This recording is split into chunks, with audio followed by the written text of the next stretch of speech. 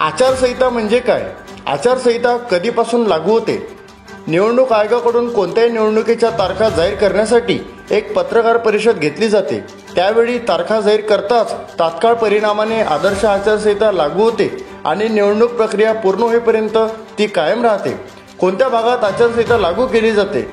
लोकसभा निवडणुकीच्या काळात संपूर्ण देशात आचारसंहिता लागू होते. विधानसभा निवडणुकीच्या वेळी त्या त्या राज्यांमध्ये आचारसंहिता लागू केली जाते. पहिली आचारसंहिता कुठे लागू केली गेली?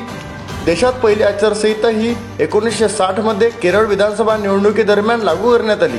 तर 1962 सालच्या लोकसभेच्या निवडणुकीत पहिल्यांदा सर्व देशभरात त्यामध्ये राजकीय पक्ष आणि उमेदवारांना कोणत्या गोष्टीचे पालन करावे लागेल याची नियमावली होती. आदर्श आचारसंहितेचे मुख्य वैशिष्ट्य कोणते?